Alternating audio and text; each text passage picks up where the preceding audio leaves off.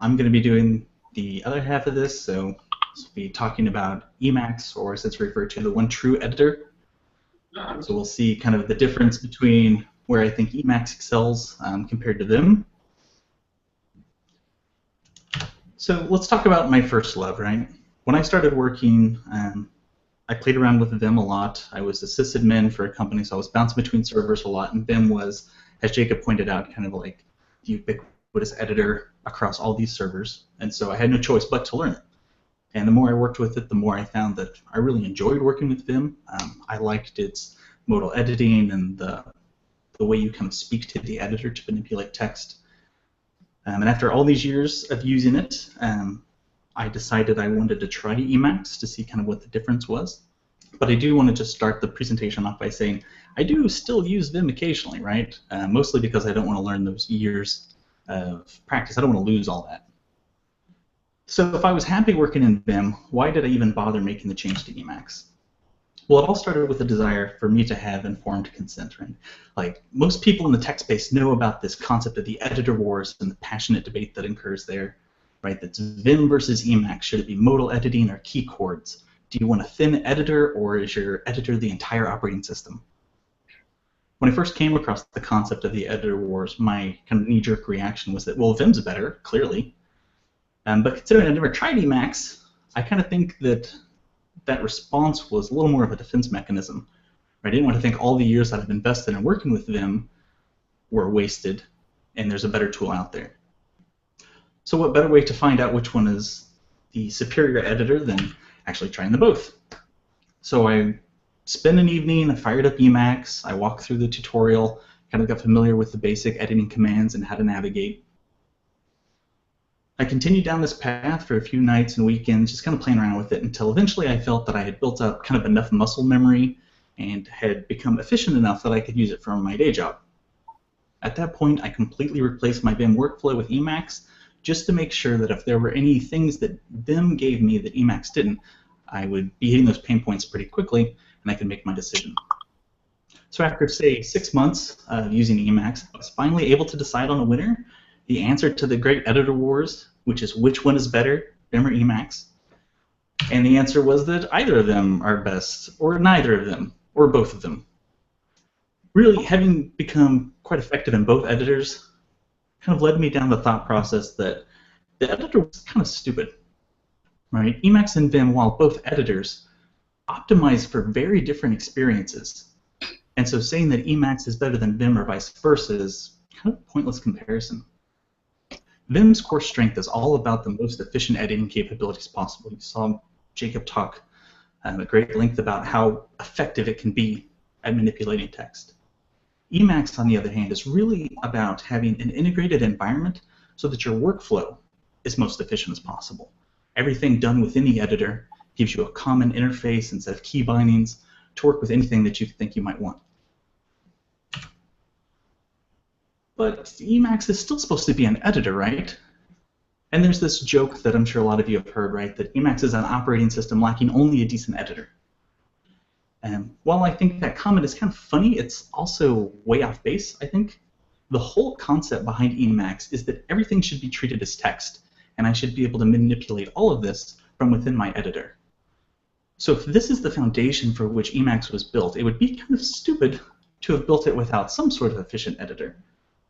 Now, I'm not going to say that editing text is necessarily as efficient in Emacs as it is in Vim, though I do think they're pretty comparable. One of the things to note, as I said, everything being text really means everything. Source files, database connections, working with shells. I'll show you some other kind of neat packages that we'll use later on. And it just shows that everything that I interact with within Emacs becomes text.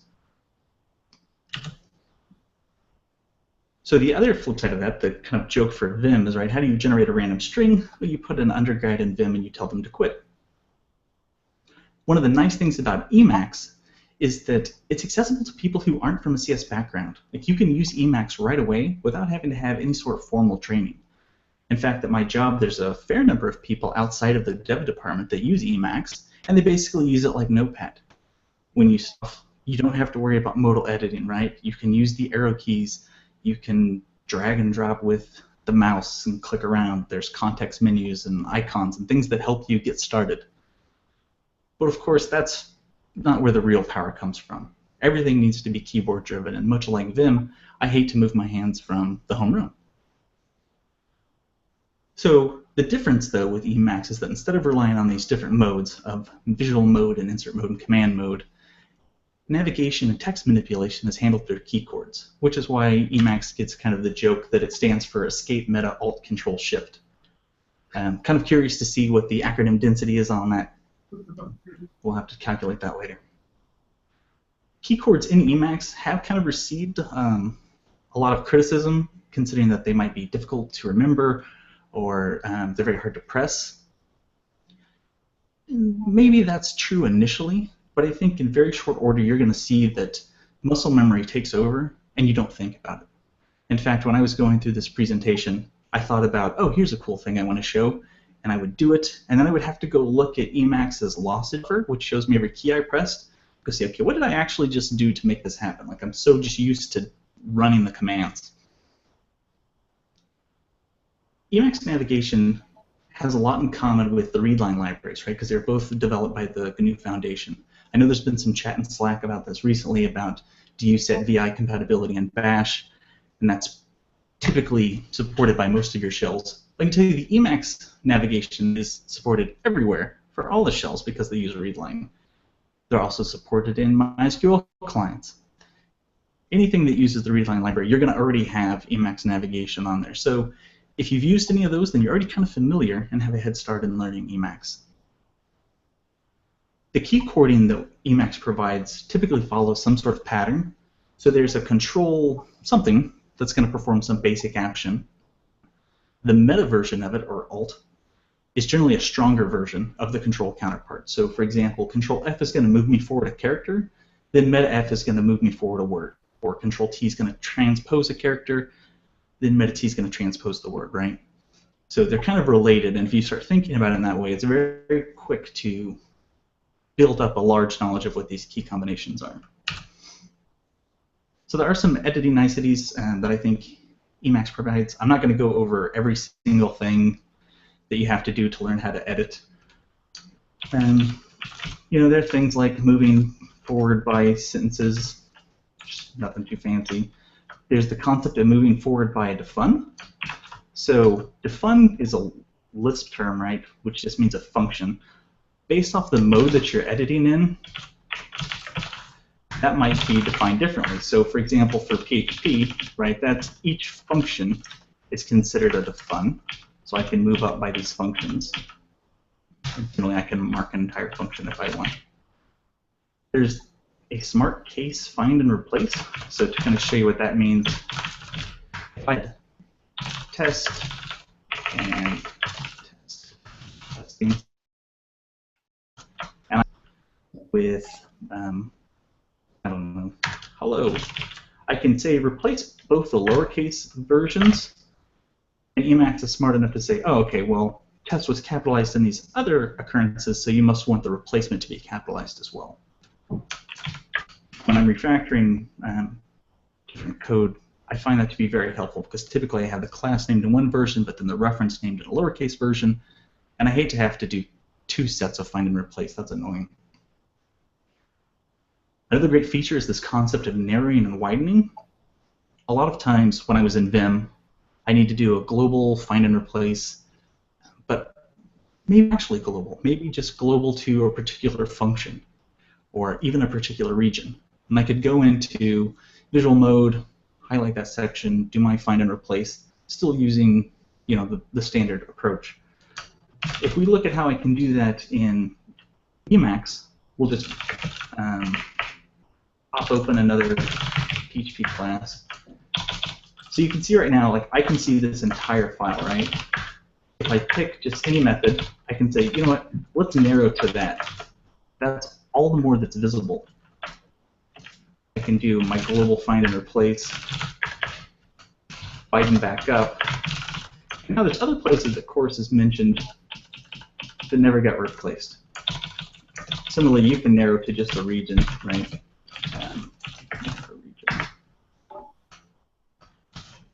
Widen it back out later. also the kill ring. Jacob talked about Vim being yank and put. Emacs has similar concepts, though the naming is a little different. We kill and yank. Yank being the equivalent of put. I know it's weird. One thing that has always annoyed me about Vim was that I would yank something, visually select another line and put it, and then the next time I wanted to put it again, it was too late, right? I had already overwritten that buffer.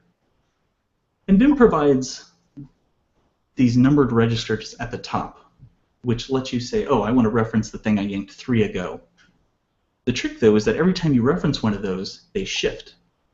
So if I copied a few things and I want to say, oh, I want to paste that one 2 times ago when I try register 2 and that's not the right one, well, now I have to try register 4 because 2 became 3, and if I'm not going to find it, things start dropping off the edge, right? So I quickly run to register 9 and I'm out of luck.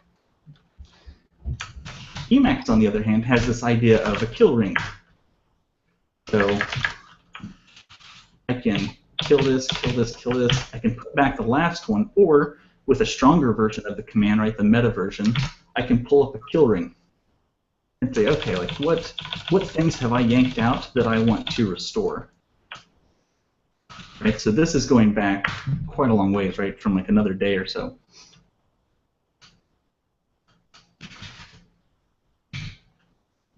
There's some different terminology around Emacs that might strike you as funny if you start looking into it. And the first thing is to talk about the concept of a buffer. So what we're looking at now with has the text is the buffer, and this may or may not be associated with a file.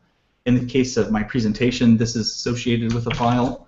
This scratch buffer here is not. It's just a buffer in memory in the editor.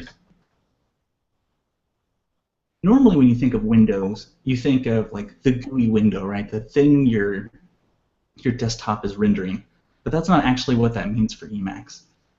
The window is just the visible part of the screen. So if I have splits, now I have 2 windows, not one like you might initially. The actual desktop application is held within the concept of a frame. Now the kind of cool thing about Emacs is that you can have multiple frames open at any time. So right now I've only got 1. I can hit a key combination, it'll open a second frame that shares the same set of buffers. Now I know you might think, like, so what's the value in this? If I were to open, say, 3 frames, and my central Emacs daemon is connected to, say, IRC, I might have a different Emacs frame on each desktop to work in different projects, but I can still get notifications from my IRC channeler if I want to use email through Emacs.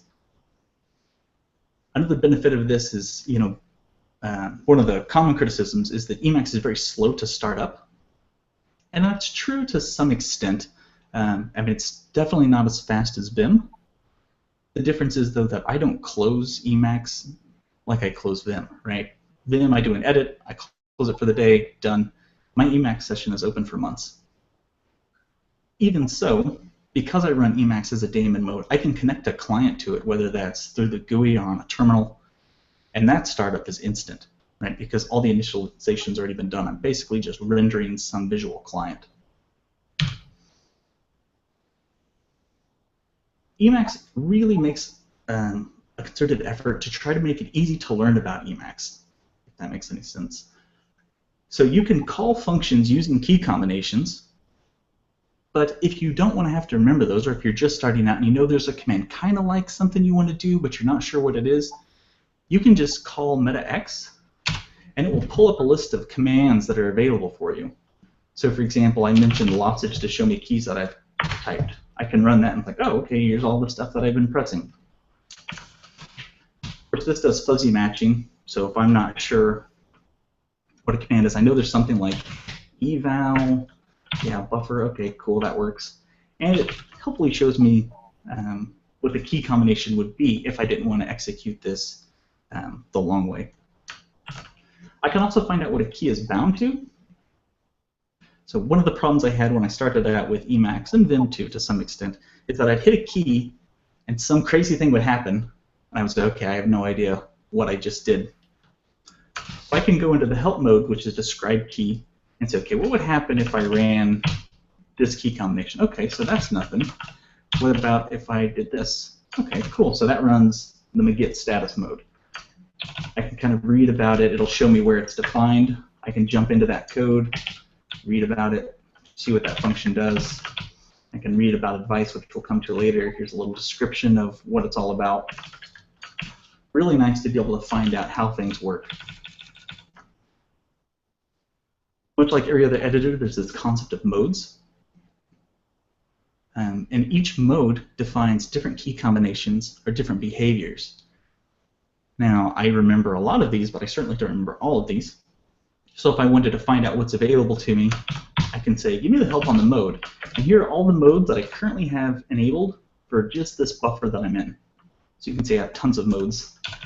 You can just scroll through and read about the different modes that are available. Here's a list of the key bindings and what they do. Right, and the list gets pretty extensive, it's like 1,000 lines. We can also look at variables. Now, Vim has this concept too, so for those of you who've used that, you're familiar with the idea of like buffer local variables or editor variables. Emacs is no different. And sometimes it'd be helpful to look at the value of those, so I can look and say like, okay, what's my org agenda files? Okay, cool, that's how it's defined. So it includes these two directories. See what it was by default after and gives me some helpful documentation about it. I can also read various help menus. So here's all the different things that Emacs provides help on. If you write a package, you can register an entry into this help, this help manual. And Emacs has its own in here. So if we want to read about Emacs, there's tons of information that's available in here just to get you started. While there's a small default tutorial, this is the entire manual, right? This used to be printed as a book and sold. It's not needed to anymore, right? We just ship it with the editor. So let's talk customization, right? Emacs by default is a okay editor, but it really, Emacs is more of a framework that's looking for you to find out how you're going to customize it to make it the tool that you really want. And Emacs really excels in customization because of the way it's architected. Unlike a lot of editors, which are written as just some C program that runs up and maybe reads a config and does little things differently, Emacs is written in two parts. There's a very small C-based core which implements the Lisp interpreter, and then all the actual Emacs code is written in Lisp, evaluated on that interpreter. So essentially you can think of Emacs as a large REPL. Right? Anything I do, more or less, is a Lisp command. I can go in and modify that Lisp in real time and completely change the way my editor behaves for all packages. Now, of course, for built-in functions and like new features that you might get through external packages, you certainly don't want to edit those. You don't want to edit that source, because as you update those packages, you're going to lose all that customization. So Emacs provides us a few concepts that allow us to run arbitrary code at different points in the Lisp lifecycle. So the one concept that I want to talk about first is this idea of advice. There are commands in Emacs that run various things. For example, I've got the one here called kill line, which just deletes the line. And I want to provide some advice around it. So in this case, I'm going to say, after kill line is run, I want to say, ouch. Okay, so let's take a look at what that would look like. I can evaluate this. Let's go in here, we'll put this on. You can see in the lower left-hand corner, ouch, okay, cool. So that's probably not the most helpful. If we look at an example of something that I've done for an external package, I sent this as a pull request some time ago.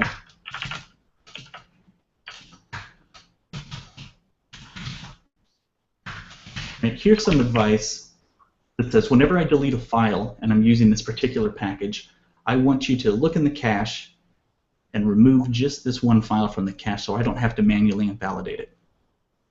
And there's similar advice in this project to say whenever I add a new file, just add it to the cache. Don't make me, again, reevaluate that cache. So advice is really nice. You can say run something before a function is run, or run it after, or run it before and after. Sometimes I need to run things in the middle of evaluation, and that's where this concept of a hook comes into play. Hook is kind of what you'd expect, right? When you're writing a package, I can register hooks, and at different points in my package's evaluation, I'll say, okay, if there's a hook registered, go run these things. So an example from my config says, whenever I'm opening up Go, I'm going to be in that mode. I want to set some key combinations that are just specific to that mode. And I want to set up LDoc, which is kind of like a help package. It shows function definitions down at the bottom. I'm going to turn off certain other packages like gtags is a mode that I turn off because Go already provides me a good mechanism for that. My compile command, maybe I want to go ahead and set that and say this is what I expect the compile command to do for me.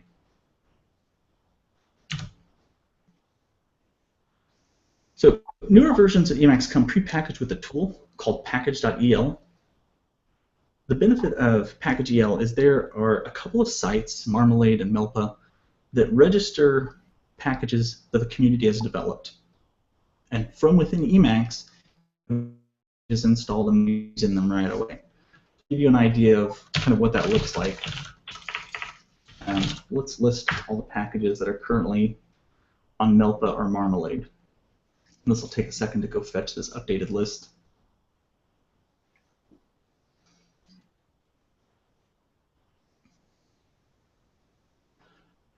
So here's a ton of packages that are available, right? I don't have to go hunting GitHub. I can just do this from Emacs. As you can see, right, there's packages that are available here. For any one of them, right, I can just kind of click on it and get some information about it. Tells me what this one does, gives me a source to where the source code is for it, so I can go look at that if I'm curious. I can just mark it to be installed. For those I do have installed, I can delete them directly. It's a nice feature, really easy way to discover new tooling that's available. There's another package manager called lgit. Lgit's a little different. There's not a central repository of these packages. Instead, lgit defines this concept of a recipe, which tells you the source for the package and how to compile it. I have lgit installed as part of my config, but I don't typically use it. The only benefit I see to it is people tend to write recipes for packages when the author, for whatever reason, hasn't submitted them to Melpa. And then the other option is Cask, right? Cask is an external tool that lets me download the packages using package.el, but outside of Emacs. And this kind of helps improve the startup process. My original config said whenever I open Emacs, look through my list of packages I want installed. If something's missing, go install it on startup, and then I can start using Emacs. I got too long, right? So I'll just do it as a separate process. So let's start looking at some of the fun packages that Emacs has to offer. Some of these, admittedly, are useless, but fun. Right? So there's Done It, if you've ever used interactive text adventure games, right? Just what you would expect. Go West, I guess. Oh, okay, Go East. Cool. And you can play this whole game, which is kind of fun. If you're ever having a bad day, you can run the doctor.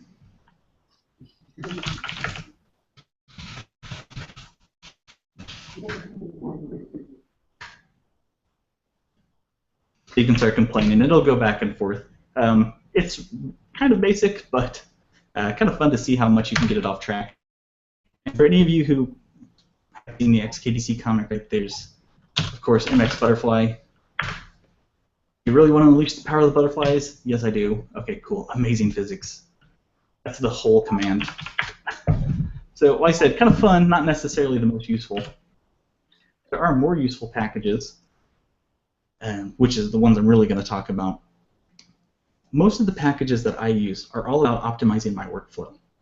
I'm not going to go into the detail of all these, but these are just kind of a short list of some of the packages that I use. Just to touch on a couple that I'm not going to go over, like TDD mode is a great one. Emacs has this idea of a compile command. So I can say, all right, compile whatever project I'm in, and some commands, like Go, sure, I actually want to compile that and make a binary. Or say PHP, maybe I just want to run my unit tests. So I can turn on TDD mode, and it'll say, anytime I touch a file within that project, just rerun my compile command. And it'll give me a little notification down at the bottom that says, yep, that worked, or no, there was some sort of failure. And then I can jump back and forth and look. Undo tree, Vim has something similar to this, right, where you can just kind of like visually look at changes and move up and down to see how things are modified. Most of these other ones will go into some extent. Expand region might highlight sections in increasing size based off semantic analysis of the code. Pair edit is a really cool thing. If you ever start using Lisp, and you will if you're in Emacs, right, you have to balance those parens. So when I open parenthesis, of course, it's going to start adding the closing one. I can say, okay, like let's add a string. I want a new one, but that's got to wrap it, so I can like slurp this in, or what they say, barf it out. Just kind of weird terminology. It's very hard to get used to, but once you get the hang of it, you'll really learn to love it. So let's look through some of these specific packages and kind of see the things that I like. So eShell, right? This is a whole shell written in Lisp. It's basically Bash compatible, but it provides some additional functionality. So if we turn, let's go look at some project and look at some of the integration it has. If I wanted to grep for, say, I don't know, Git manager, right, nothing there. Okay. I think that's it. All right. So it starts giving me a list of results. The places that it's found this. A lot of it's in the cache, right? One of the things you'll see here that's different than Vim is that Emacs is actually asynchronous, right? If you run a search, particularly a large search in Vim, it's going to lock up your UI until that search is done. But I'm able to keep doing stuff while the search continues. Better yet, like I can hit one of these and it'll open up the file to wherever it matched, and I can walk through and find out what I want to modify like as we go through this process. So that's kind of a nice interaction with the shell. You can also evaluate Lisp directly in here. So again, as you can tell, Emacs is all about customization, and that's done through Lisp. So the more helpful packages that you tend to build up, the better you're going to have using this shell.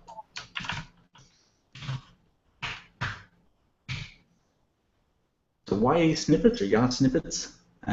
I'm sure any editor you've ever used has some mechanism for snippets, and if it doesn't, I suggest you get a new editor because they're wicked helpful. Really what a snippet is about is a short keyword that allows you to expand into a larger representation of the text. So for example, I might want to type in class and have it give me all the boilerplate associated with, say, a PHP class. If we look at an example of what these are, how these are defined in Emacs, I have a good one for C++ mode, UI class. You can do these placeholders, right? So say $3, $1. Each time I expand the snippet, my cursor jumps between those numbered spots, just like normal snippet expansion works in other ones. The difference with Emacs, though, is, as you might expect, I can embed Lisp and have that do additional things on what I type in. So if we take an example of like what this snippet ends up evaluating to, let's just say testing.h. I say UI class. Okay, cool. So this expands out to all of this. All right, we'll call this like main widget.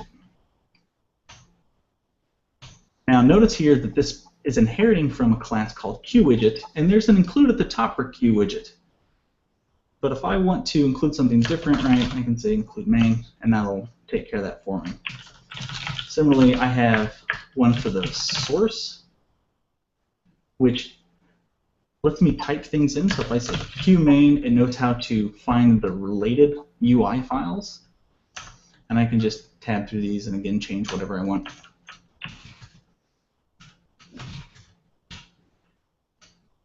Being a Lisp interpreter means you get some functionality to hook in and evaluate things on the fly, which are really kind of neat. So a common criticism of PHP is the whole needle haystack issue, like which one comes first in a method. Do I say I want the value and then the array, or is it the other way around? I don't know. I could define snippets for all of these, but that's kind of annoying too. So there's a really nice patch that lets me do something like this. I type in the name, I say expand, and what this does is it runs a small PHP file that uses the reflection capabilities of PHP to determine what arguments would go in here, turns it into a YAW snippet, and then evaluates it within my buffer. So any method that's available in PHP, right, a remap, I can just make a snippet on demand without having to define each of them individually. Super cool feature. Multiple cursors. Okay, so Sublime Text really got this right and really made it very popular to have this concept of multiple cursors. And of course, Emacs has to adopt whatever the community has shown to be a pretty neat thing to work with. So there's some cool features that multiple cursors offers that I haven't seen in other editors. Now, admittedly, I haven't looked at Sublime Text for a while, so maybe it's added these. And one of the things is if I mark multiple lines, I can tell Emacs to like condense the view to only show me those matching lines. There's also the idea of the yankering per cursor. So I talked about how you can copy and paste back from a history. That paste history is actually limited per cursor. So if we look at this list of acronyms that Jacob sent me, right? Let's add multiple cursors on each of these lines. I can cut this, jump to the end, and paste that in, and it's different per cursor, right? Which is really nice. And when I try to reproduce this acronym density thing, that's going to become really handy. The package I use a lot is RestClient, right? So I work with REST APIs every day.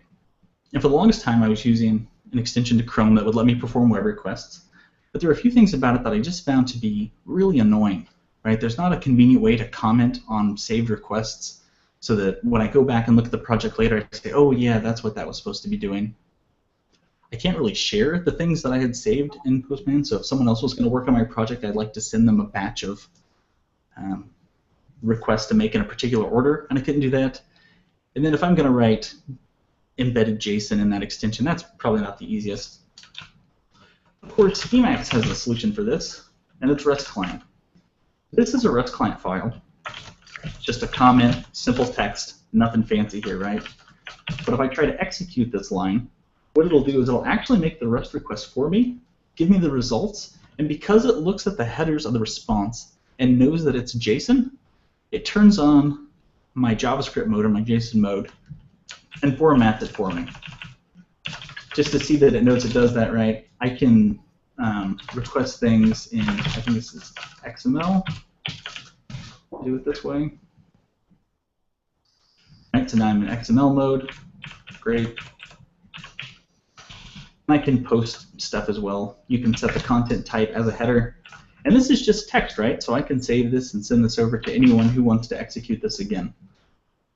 You can put authentication headers in here, save them as variables, and then reference them on subsequent requests. This is a really neat package for interacting with REST. LaTeX, or working in any sort of LaTeX.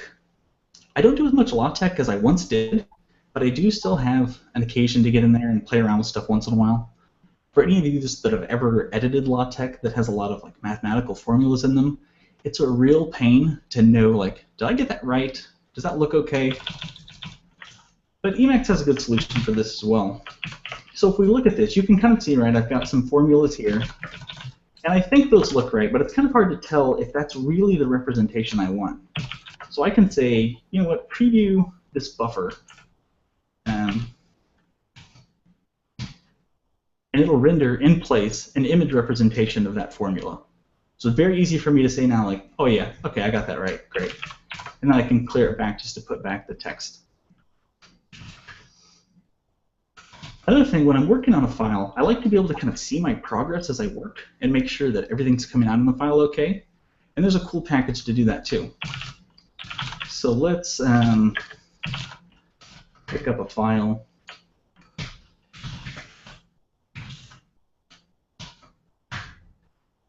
And here's this preview pane mode. Cool, so I'll just render a PDF directly in Emacs because why not? And let's make a change. We'll just delete a section. I'll save it. It refreshes the PDF directly in my buffer. And I can say, okay, yeah, that looks like that's working great. Put it back. Everything's doing what I would expect. So that makes working with LaTeX very easy. Dired is the directory editor for Emacs. Now there is a ridiculous amount of stuff you can do in Dired, but I just want to show you a couple quick things. We jump to an example directory for Dired. You can see this is kind of what it looks like. So I have various files and directories. I can expand this out to give me the details of the individual files. I can jump in here and say, oh, look, we have fight and friendship. Like, what are those? Maybe I just want to render like a preview inline. Okay, so that's me and Jacob getting ready to fight. Same thing. Oh, that's us being happy. Well, I don't want to fight, so we'll mark that for deletion and remove it.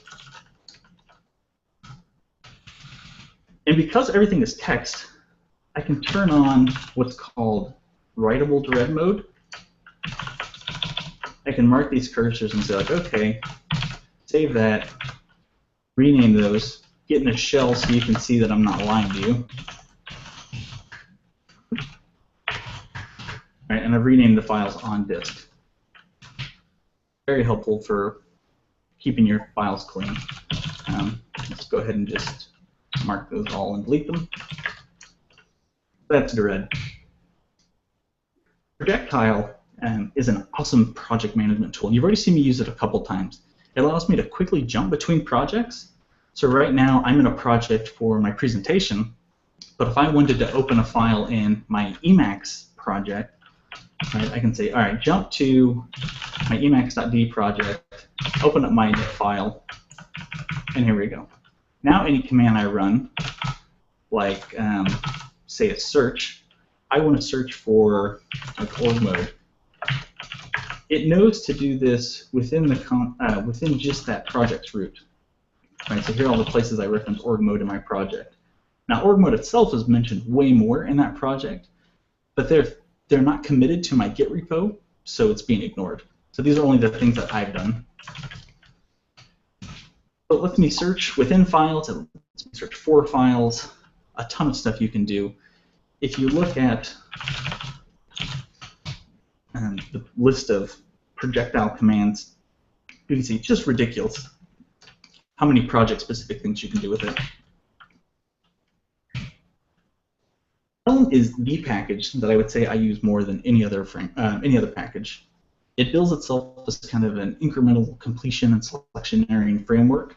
And again, you've already seen this, right? So if I go to edit a file, this is Helm, right? So as I start typing, it does fuzzy matching. It shows me buffers that are currently open, files within the project, and projects across my entire system. And this can be used in a variety of different places, right? So I don't have to use it for just finding files. It's really any command I want to run that might have multiple options that I'd want to easily filter for. So for example, if I wanted to look up a man page, let's say I wanted to do something on WC. Okay, great. So there lets me filter for that. Or if I wanted to run the locate command, I don't know, where's my presentation.org file? I can't find it. Oh, I haven't updated that lately. What about my init.el? Okay, cool. It's really awesome for this sort of thing. Something I use a lot. And you might have seen me use it briefly when I was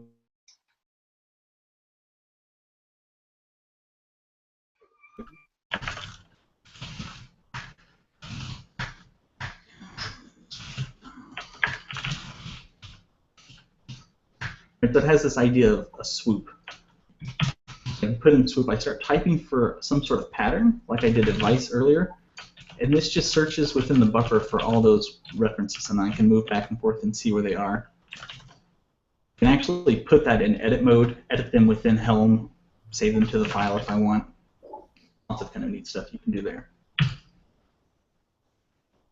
When I was a full-time Vim user, I wanted to do as much in Vim as I possibly could, which I guess I didn't realize at the time that meant I should have been an Emacs user, but the thing I wanted more than anything was to be able to use Git within Emacs, or within Vim. And so I came across this plugin, Fugitive, and that lets you stage and look at the logs and do some stuff within Vim. And I thought that was pretty slick. Then I switched to Emacs, and I realized Fugitive sucks in comparison. Not to say Fugitive isn't good, but Magit is just way better.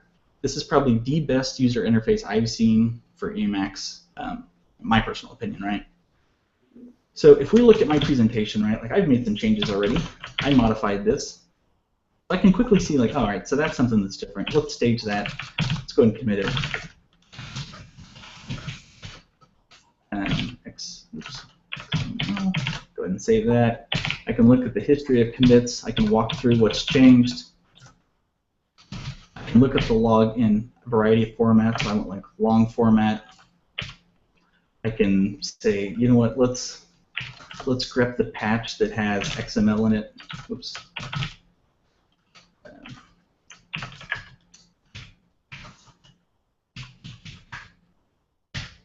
Okay, so it's just that one. I can easily find stuff. I can look at a quick list of help commands, right? So I can do anything in Git you can do through Magit. So I can reset files. I can do tagging. I can look at, like, show me a particular commit. Maybe I want to see the branch manager. So what all branches do I have? I've only got the one, so that's kind of minimal here. I can push up changes, so I'll go ahead and do that. I'll push that change up to the GitHub repo that this is. You can't see it. It's prompting me to log into GitHub. So I'll go ahead and do that.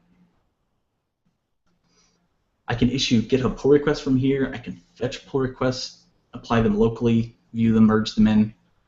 It's really incredible. Here are some generated files that occur when I was doing some conversions. I can say, you know, let's just ignore these.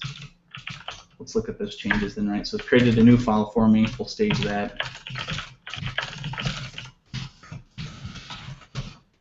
Nice and easy. It gets really pretty amazing. And org mode, which is kind of the end-all be-all package at Emacs, the one that attracts most people, I think, at first when they start seeing what Emacs can do. It seems like a lot of my friends actually in Markdown. I mean, Markdown's okay, but man, org mode, that's where it's at. So really what it started off as was just a real simple, like, note-taking application built on top of outline mode. And the idea here was we'll open a new buffer, and I can say, all right, this is a top-level file, right?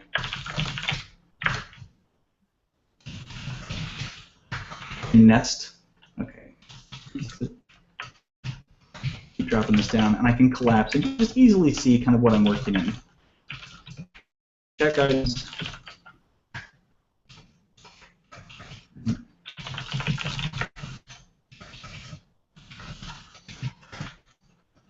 Mark these off as done. It would show me the progress on each of them.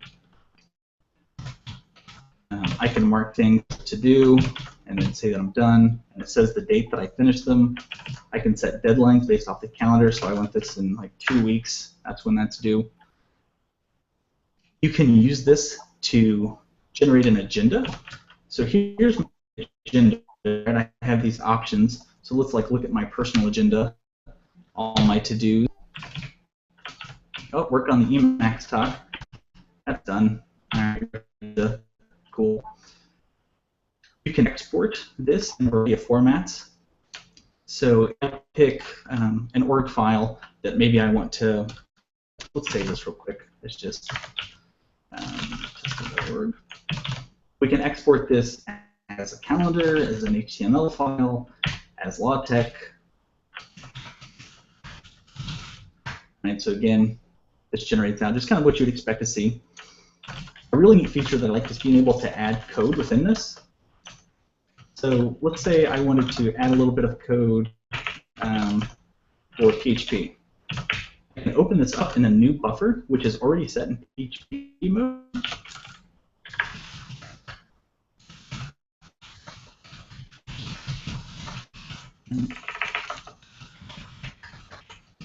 Close that down, it's in there. If I then re-export that out, yeah, right now it's got nice syntax typing within my generated output. It's really kind of neat. There's this concept of org babel within org mode that lets you execute code blocks and store the results in a file. So if you're working on a programming book, you can include your code snippets directly in the book, run them from within Emacs, and make sure the output looks right, and reference that output in your function, so if you are in your text. So if you ever modify that later, you just rerun it, your text is all updated, and you know your examples are working. There's also a cool table editor. So I like ASCII art sort of things. So if we had like a name and an age and a short column, we'll say, right, I want to say, okay, things don't line up now. If I tab, okay, cool, it'll just do that. If I had like really long name, it'll keep doing that. I can reorder or delete columns, delete lines, reorder lines. This also works as a spreadsheet, so I can do averages and sums and any sort of mathematical formula that you might think. Org mode's pretty incredible. Oh yeah, so another neat thing, clocking in and out of tasks. I use this one a lot. So I might be for a client and say like, all right, I'm going to start working now. All right, I finished. Oh, maybe I need to address this a little bit. I actually did 30 minutes. You can see here it's 30 minutes. I can generate a report that shows how much time I actually worked. If I clock back in and you look at my mode line to the lower right, you can see, okay, I've been in the current task for 30 minutes, and that'll keep updating. So I kind of can see what's going on. I can set properties on these tags to say, I estimate that this is going to take me 3 hours, and when the amount of time clocked exceeds that, I start getting a warning to say I'm running behind. Stuff with org mode is really just incredible. There are just tons and tons of things that you can do within it that you can possibly begin to spend enough time talking about. It's really easy to search for things, so I have an agenda for improvements. So if I find myself with a little bit of free time, I might say, okay, I want to do something for some self-improvement. Really not in the mood to like just learn a whole new thing, or I want to read something. I just want to watch something. So here's everything I've tagged as things to watch. And this is pulling all this data from a bunch of org files that I have. I keep them separated out into different files, whether it's personal or work or it's my consulting business. I can still do it. I can also easily capture notes. So while I'm working, I might think of something I want to do. So I'll say, okay, I need to capture it to do. I'm going to edit this video later. Great, done. So that's stored, and now what's it to do in my agenda later? It's just that easy, minimal interruption. So I made the assertion that Emacs is all about efficient workflows. So now that you've kind of seen some of the different packages I use, I just thought I would demo a couple of the processes that I've done recently that I found particularly useful. So one of them I did the other day was I reordered a bunch of database records. Right? At work, we've got this table that has a list of, like, how did you hear about us sources? And we've got an order by column. When we created those, we just inserted them in some arbitrary order, knowing that someone would be code reviewing that and they'd want to change it later. Okay, fine. So marketing looks at it and they say, no, that's not the right order that we want them in. We need to reorder these. So let's go to my database seed file here, right? I'm going to switch to my MySQL client. We'll run all that. And you can see here's the result as it currently stands. This is the order that the files are in. I'm just going to copy that out. And we'll just go into text mode for this. I can paste this in. Now to show you, what's the table that I call it?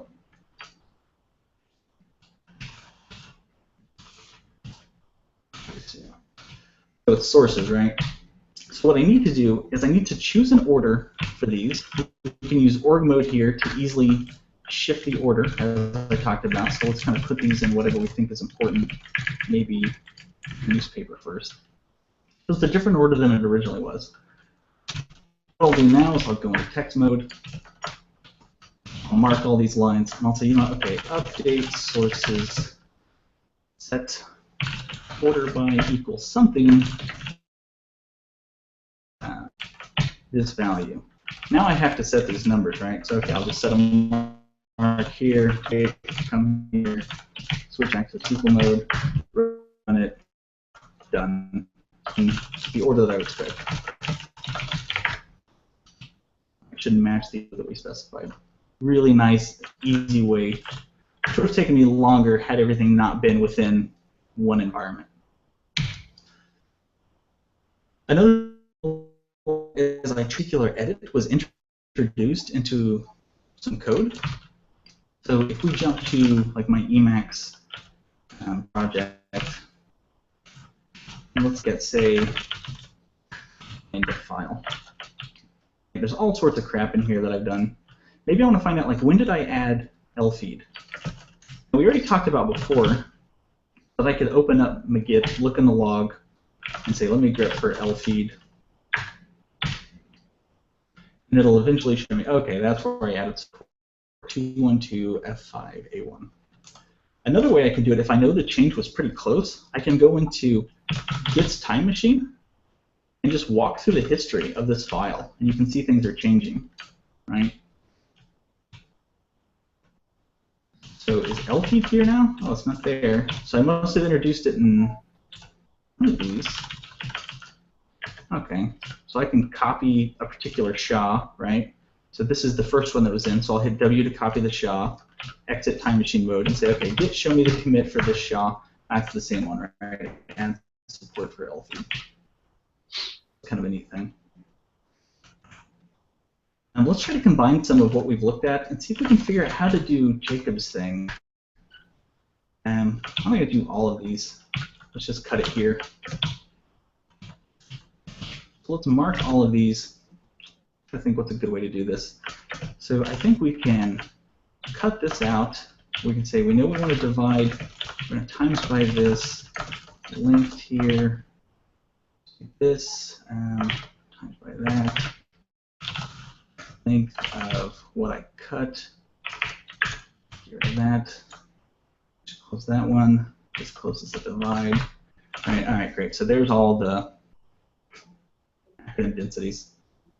We could have done that for all of them had we just marked all the lines. Quick and easy to calculate that stuff directly in Emacs when you have multiple cursors and a list REPL to evaluate lists on the fly and replace those results in there. We want to actually save that. For those of you who might be interested in learning more about Emacs but don't want to give up that kind of modal editing, you still want to use Vim, there's a couple of solutions. You could just run an ANSI terminal and open up Vim in Emacs.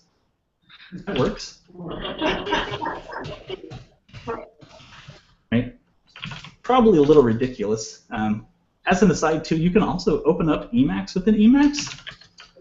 I tried it. Let me see if I can find. Yeah, so here's a picture of me opening Emacs within Emacs 4 times. So, gotta have a meme for that.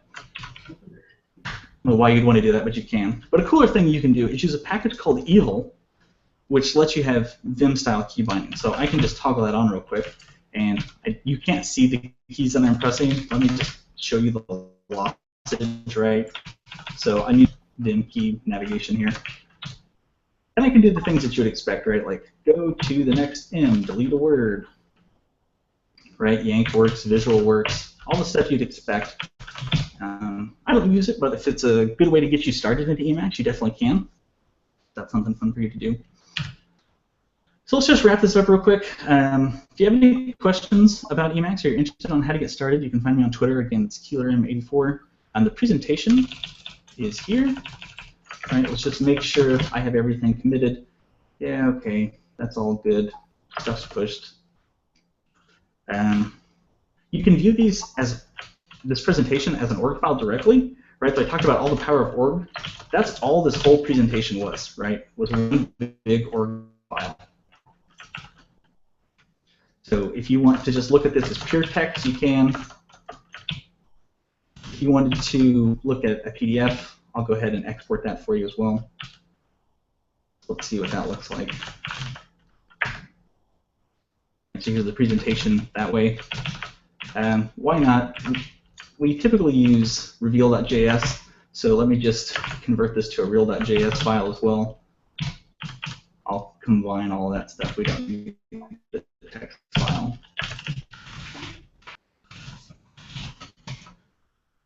That's great.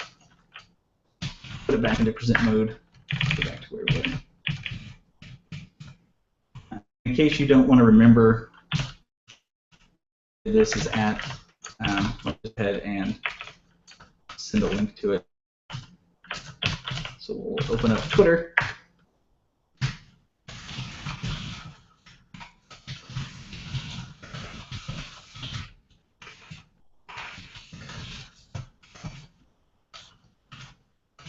here.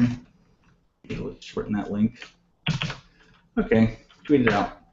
So hit me up on Twitter to find that. Thanks, everybody. I really appreciate it.